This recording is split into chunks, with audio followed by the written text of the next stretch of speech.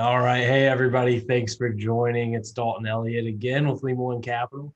I have today a spectacular guest, Mr. Bill McDonald, our Director of Construction Management. Bill, thanks for joining.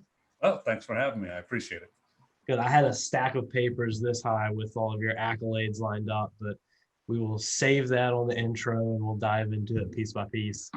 We can send anybody who wants to have one a USB drive with all that information on it. There you go. So, first question I have, I was thinking about this morning as I was coming in. What is construction management? It sounds like a softball question, but I feel like it's such a wide ranging potential. Like, how do you define construction management? Yeah, construction management, I guess its most typical sense, is just that, the managing of construction projects, which strangely enough is not what we do here in construction management. We manage risk.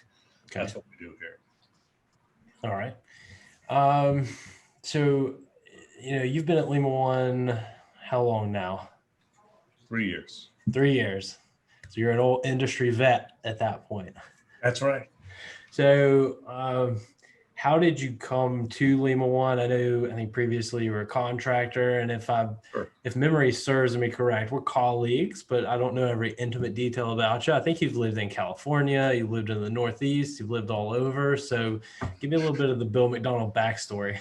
I'll just go back maybe like 20 years. Okay. So I lived in California. I was a general contractor there for about 13, 14, 15 years thereabouts.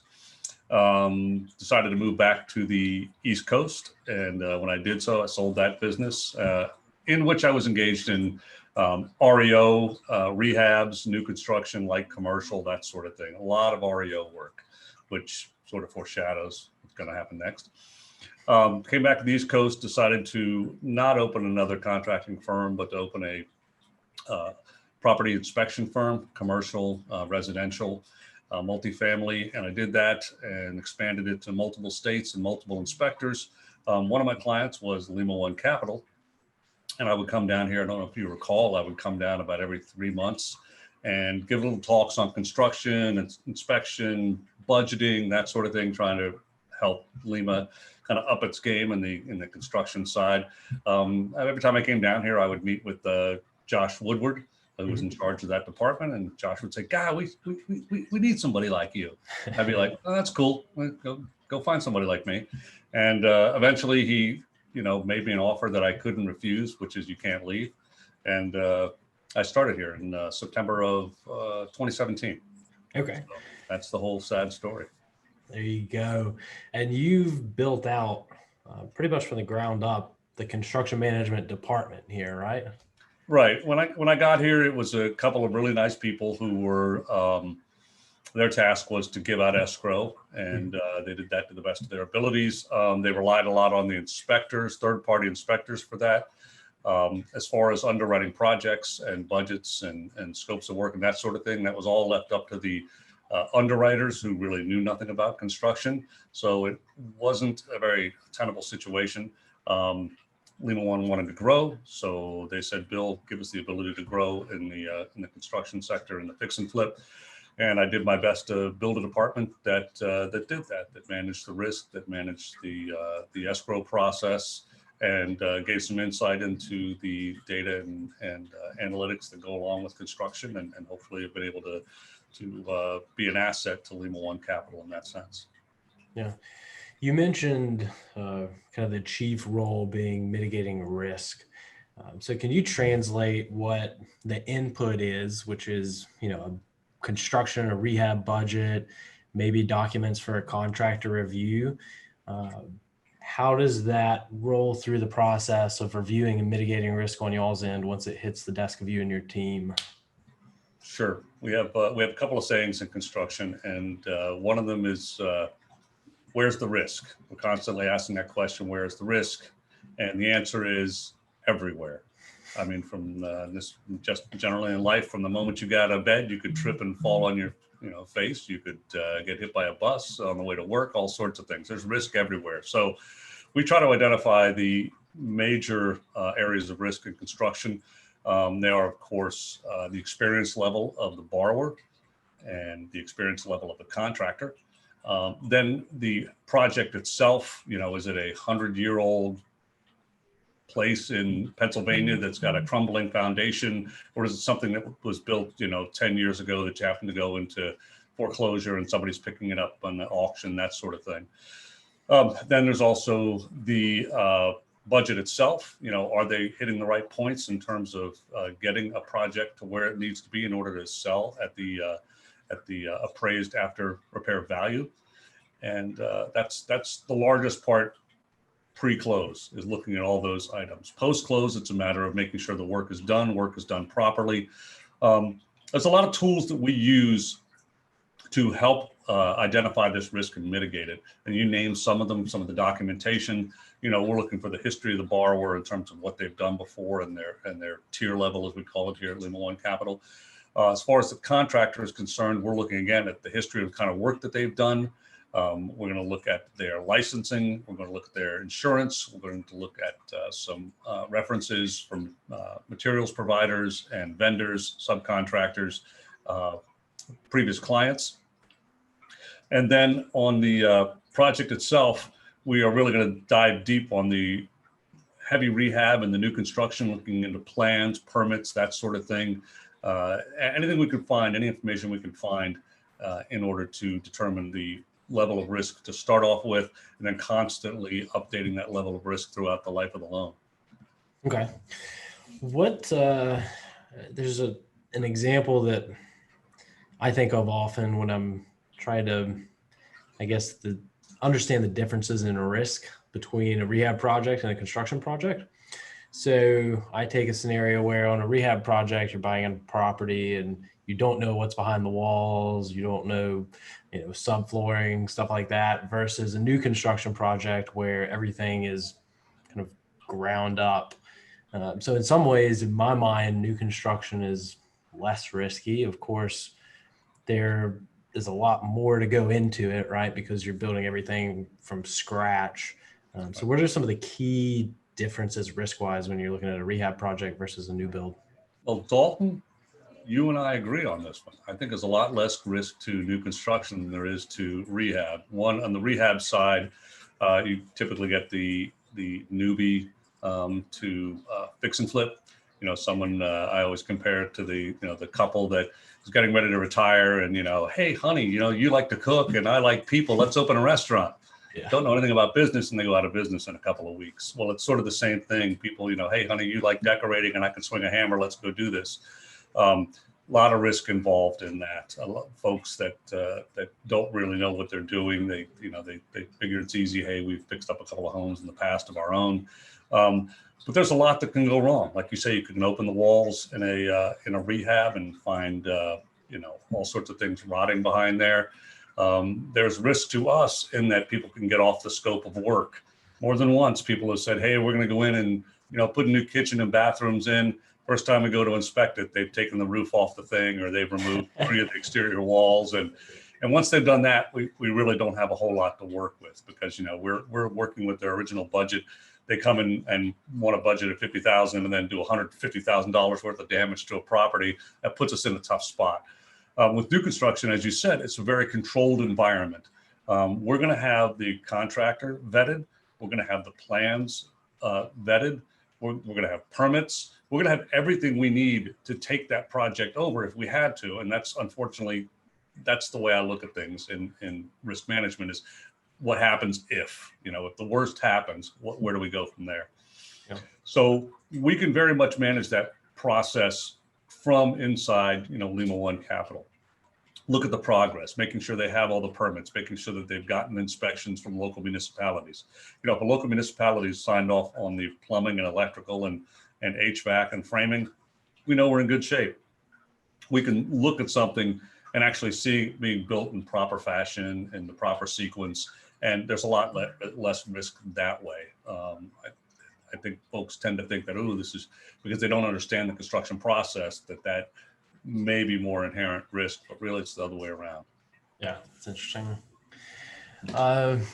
Could you put your finger on, one or more key differences between someone who's doing their fifth new build and someone who's doing their 50th new build? Is there kind of a usual trend or difference between the two? I mean, it's like anything else. There's, with experience, you get knowledge and you get better, hopefully, at what you do, whether the first or 50th of anything. So people typically learn along the way. And, when I built my first new house, you're not going to make a ton of money. By the fourth or fifth, hopefully you've got it going right. If you're building your 50th house, you're not quite a production builder like, D.R. Horton or Ryan Holmes, that sort of thing. But you know what you're doing at that point. You know how you're ordering, how you're taking off all your lumber and your specs off of your plans. And you really made a system of it at that point. So you've got a lot of properties under your belt. Those borrowers, we're going to have a lot more leeway to in terms of how they manage their projects. We're not going to micromanage. We try not to micromanage anybody, but we certainly want to be involved to the extent that we're managing and mitigating and identifying first any risk. So 1 through 5 houses, you're still learning. You're still pretty much of a newbie, even in the new market, and you're struggling. When you can go out there and take down 3, 4, 10, 20 lots at a time and build that way, there's a lot of efficiencies. There's a lot of things that make it easier to do, even though it's on a larger scale. What do you think some of our major competitive advantages are on the new construction and construction management side, whether it's product or construction management in your world? Well, I think number one, product. I think we're very competitive. I think what we're offering to folks who want to go out there and build ground up or tear down and build, I think our products and our pricing are better than most, if not all.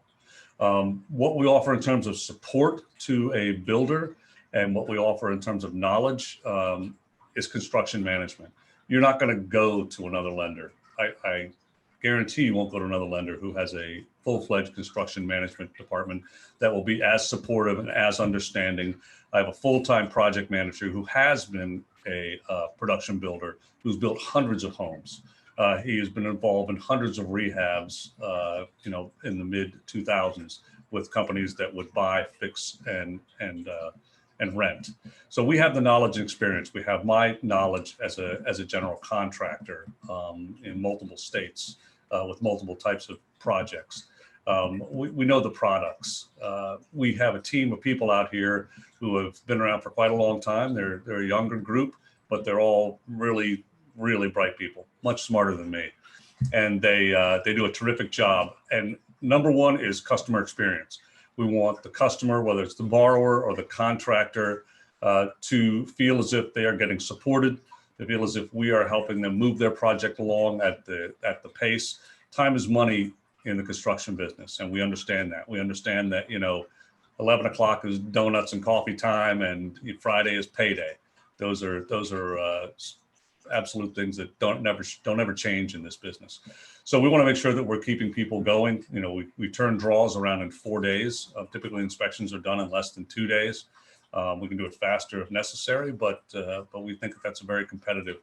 And so between our knowledge and our customer service, and then again, of course, our programs, I don't think there's anyone better suited for financing new construction than Lima One Capital.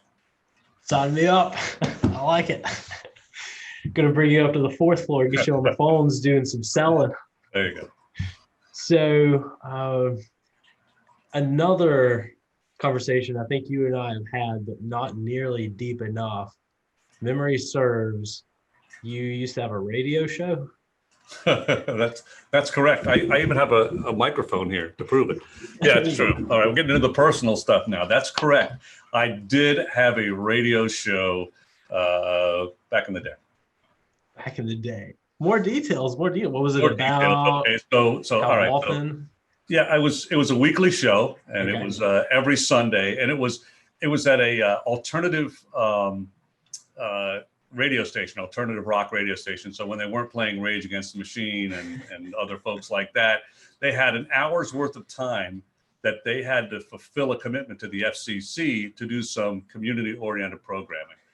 So I happen to know the guy who was the vice president of the station. He worked out at the same gym I did, and I pitched this idea. It's like, hey, I would like to do a program where essentially I put two people on opposite sides of an issue together, and they will argue with each other for an hour with me in the middle, being like a snake handler poking at snakes with a stick.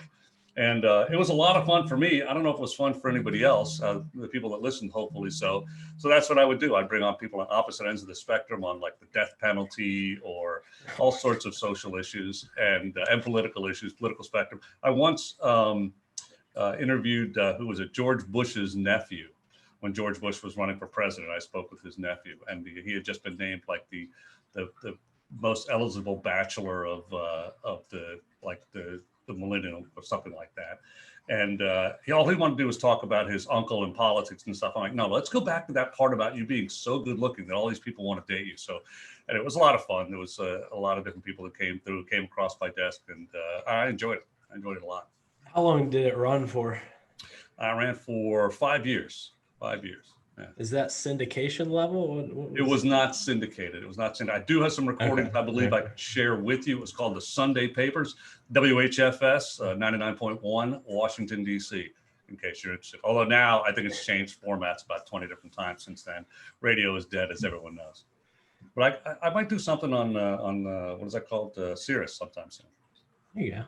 You do have a voice for radio, so you give. I have a face for radio as well, I've been told, but I'm fine. I'll let you finish that sentence.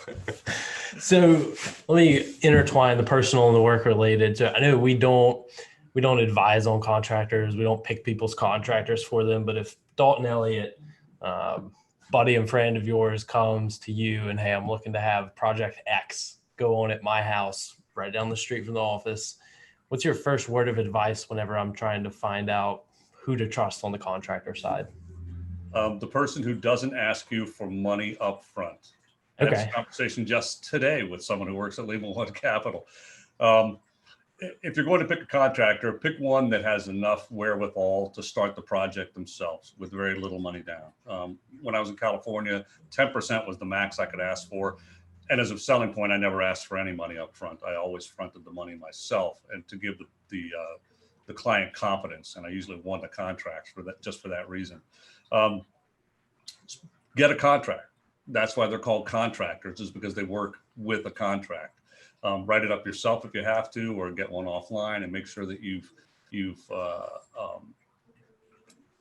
that it's geared towards you and not towards the contractor, and protecting you.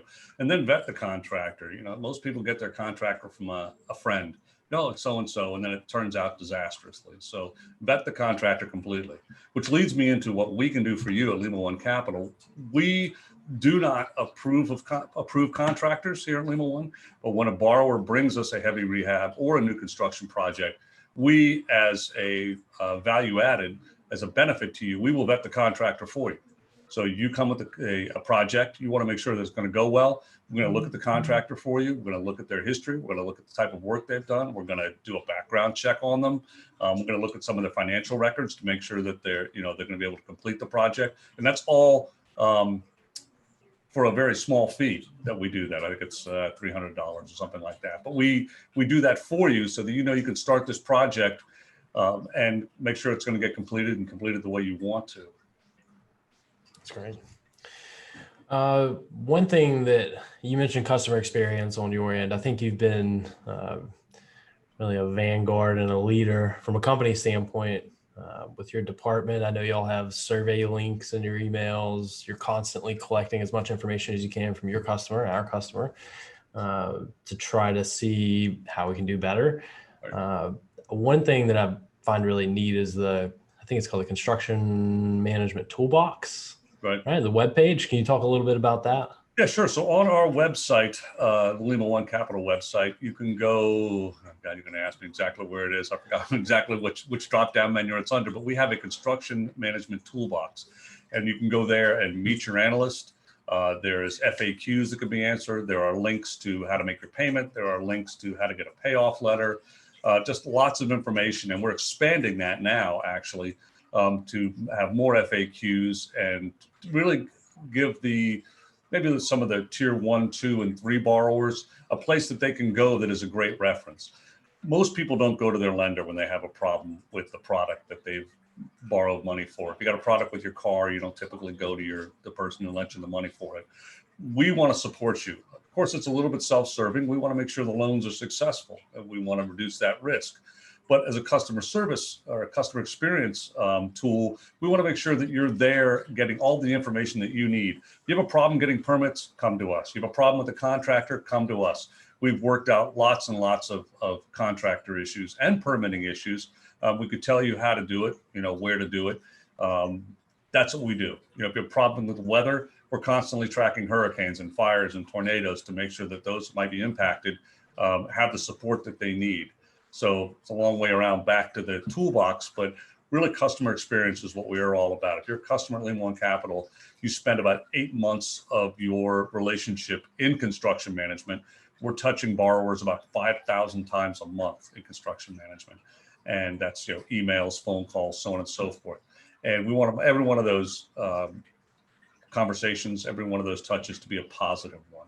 Can't always be that way, but we want to make sure that for the majority of the time, we are doing that. As you mentioned, we have a survey where we look at our net promoter score. And I think right about now, we're up in the 70s, which is world-class service. Not to toot our own horn, we really take it seriously. We push that very, very hard in construction management. Yeah. You mentioned weather, like wildfires, everything going on. We're in the midst of hurricane season. So that sparked a thought of what unique challenges does that present for you and your team whenever, especially Louisiana, right? Delta just went through not a handful of weeks after the last one. So what challenges do, specifically talk about hurricane season? What does that present to your team?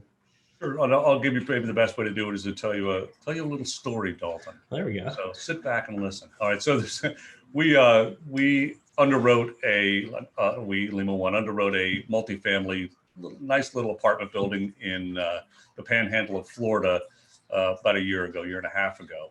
The gentleman did an awesome job of completing the project. He was bringing it up, a level, and he had to go rehab all these apartments, new roofs, new everything. I mean, he took not a very nice place and made it really terrific in a matter of months, like 3 months, just in time for hurricane season. First hurricane came through, ripped the top off the place, just literally destroyed every unit, all that was standing with a post that it was standing on and a couple of walls. We immediately jumped into action, got working with his insurance company, got working with him, worked through all the issues that go along with that and getting things evaluated, inspected, working with his insurance company to make sure he got the money that he needed to get to redo the project, and then work with him to complete the project a second time. And we did that, and he was successful. It took him a little longer the second time just due to the challenges of what was going on, and has now, I guess, refinanced the project here just not too long ago. And it was a nice success story. I think I can thank an email thanking our department 2 weeks ago, I think, and he's refinanced the thing. He's looking for his next project. So that's what we do. We go out there and proactively reach out to borrowers, send them an email. Hey, have you been impacted? If you have, please contact us and let us help you work through the issues that you might be having. That's great. I don't know anybody offhand, but I imagine, as big as our lending space is, there are plenty of groups out there that would see it as an opportunity to be a bad actor or just leave people high and dry. So not that I expected anything different, but it's really good to hear of that being a story that's emblematic of the overarching goal, which is we want our clients to be successful. And if they're successful, we're successful. It's a beautiful symbiotic relationship, to pull out an SAT word. Yep. We want the tier 1 borrower to become a tier 2 borrower, the tier 2 to become a tier 3. We want repeat clients. You've forgotten my vast background that I'm an entrepreneur. I've started a few businesses, and you can't grow if you're turning over a client base. If we're losing clients, we can't grow. We want to build on top of the last one that we got and keep building. So we want to make sure that those clients are not only loyal to us and stay with us, but they're out there spreading the word and spreading the gospel of Lima One Capital and saying how awesome we are, because we are, and letting folks know that we're here to give them a terrific loan at great rates and great terms. And we're going to support them all the way through to the end to make sure their projects are successful. They'll come back again and again and tell their friends. I love it. I'm going to change gears on you again. Yep. I have a couple of questions. We're going to get deep inside the mind of Bill McDonald. I don't know how deep you're going to be able to go, but let's try. All right. This is a softball, but one of my favorite questions to ask. What food do you absolutely detest? You're like, don't want to see it, don't want to be near it, get it out of here. What food do I detest? Yeah, I eat almost anything. I even started eating Brussels sprouts and tomatoes at a later age. Is there just one thing that I don't eat? I'm going to have to say that is liver. I just do not eat the liver that's come from any animal or plant. That's a reasonable one. Broccoli. That's one for me.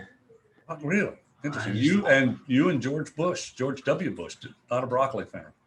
I know. I just don't do it. Brussels, I'm good with. Tomatoes, onions, everything in that family. Another thing, cucumbers. Cheese on top of that broccoli. Cheese is good for everything.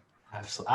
I agree. Cheese or ketchup, those usually one of the two will solve problems for me. Okay. If you say so. Ketchup, that's disgusting. Broccoli is a no-go. Another one, cucumbers. I love pickles. I hate cucumbers. Interesting, because I don't like pickles really, but I love cucumbers. It's fascinating. I didn't know that about us. I'll tell you something, deep dark secret, because I'm ashamed by it. But I didn't know that pickles were cucumbers until 8 months ago. Had no clue. I had never taken the second step to think about pickles. I was just pickles come in a jar or not in a jar. I got two more secrets for you. All right. Prunes come from plums and raisins come from grapes. I knew the raisin thing. I'm not going to comment on the plum thing. I don't need to dig myself a deeper hole.